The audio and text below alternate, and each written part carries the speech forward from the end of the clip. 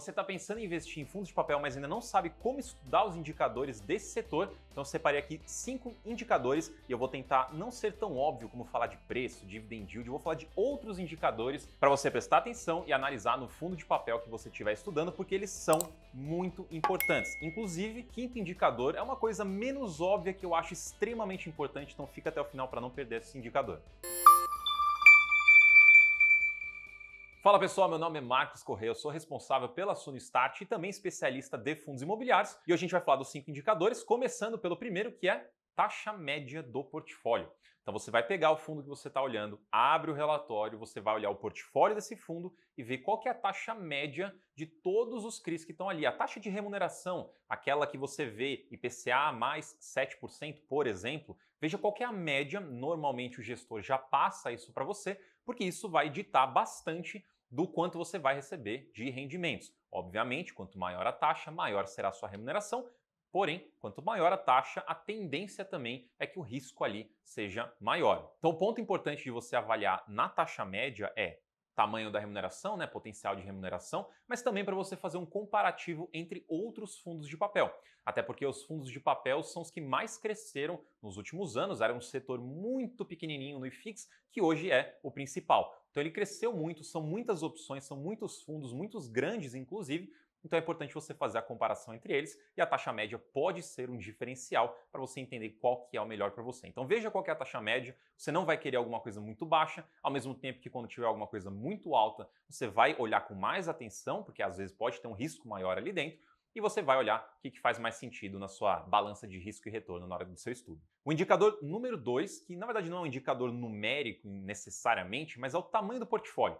Você vai querer olhar o tamanho do portfólio, quantos CRIs, quantos ativos tem lá dentro, e além disso, porque a quantidade não é o único indicador que você vai olhar, você também vai olhar o peso de cada um deles. Então você vai ver quantos tem e quanto cada um representa do patrimônio do fundo.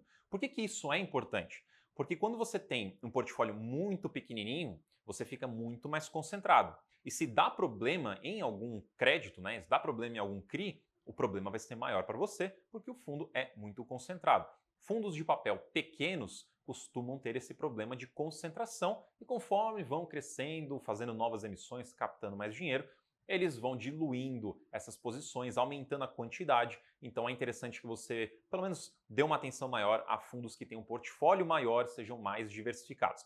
Até porque se você olhar também nas últimas notícias recentemente, fatos relevantes, você vai ver que algum fundo ou outro está soltando fato relevante falando de vencimentos antecipados, defaults, problemas com CRIs. Isso faz parte do ciclo de um fundo de papel, vão acontecer problemas ao longo da vida deles, mas você precisa estar bem protegido e uma das formas de proteger é a diversificação. Porque se der problema em um CRI que vale 1% do patrimônio, é só 1%. Isso não vai fazer muita diferença na sua vida. Agora, se esse portfólio tem alguma coisa concentrada ali em 10%, é 10%, é bem maior e o impacto vai ser maior também. Então, o tamanho do portfólio é super importante para você entender o quanto diversificado ou não o fundo está. E pessoal, se você está curtindo, não se esquece de se inscrever, já deixa o seu like também e no comentário aqui embaixo qual que é o indicador que você mais prefere de olhar em fundo de papel. E o terceiro é PVP. Esse aqui eu tinha que deixar, apesar dele ser um mais popular, eu quis colocar ele na lista para enfatizar a importância dele nos fundos de papel. Fundo de tijolo a gente pode fazer um outro vídeo depois, discutir sobre o quanto relevante é ou não esse indicador para fundos de tijolos, mas em papel é bastante importante, é bastante relevante. O que eu quero dizer com isso? Os fundos de papel investem em CRIs. CRIs são ativos de renda fixa, eles têm um preço e são marcados a mercado. Portanto, podemos dizer que o preço que ele está ali marcado é o preço justo dele de fato. Então, quando você paga com um PVP acima de 1, você está pagando a mais pelo que aquilo realmente vale. Você está pagando o que a gente chama de ágio. Aquilo lá vale 100, você pagou 105, então você pagou R$5 a mais do que, na verdade, aquilo vale. Da mesma forma, se você paga com PVP inferior a 1, você está pagando com desconto. Então, é como se valesse R$100 e você pagou 95. Então, você tem R$5 de desconto ali. O que isso traz para você de importância? Primeiro, quando você paga muito caro em um ativo, tem duas coisas que você vai ter problema. Primeiro, sua remuneração ela vai ser inferior àquela pessoa que comprou no preço certinho. Eu mencionei que o primeiro indicador aqui nesse vídeo era taxa média. Se a taxa média é IPCA mais 7, é IPCA mais 7 no valor justo do portfólio. Se você foi lá e pagou 15% a mais do que vale aquele portfólio, o seu retorno não será IPCA mais 7, será um retorno inferior. Por quê? Porque você gastou mais dinheiro para ter o mesmo retorno do que aquela pessoa que comprou no preço certinho. Então, quanto mais caro você paga, menos você vai ter de retorno proporcional. Por isso é importante você prestar atenção no preço. Segundo ponto, a margem de segurança. Então, quanto mais caro você paga, menos margem de segurança você vai ter numa eventual queda na cotação de um fundo imobiliário de papel especificamente, até porque o VP deles funciona como uma certa âncora, então eventualmente ele volta para o valor patrimonial dele. Então, você pagou lá em cima muito caro, 20% acima do que vale, e ele começa a desvalorizar, toda essa desvalorização vai ser prejuízo para você. Versus uma pessoa que comprou no preço justo ou comprou com deságio, com desconto, essa pessoa tem mais gordura para queimar antes de realmente ter um prejuízo.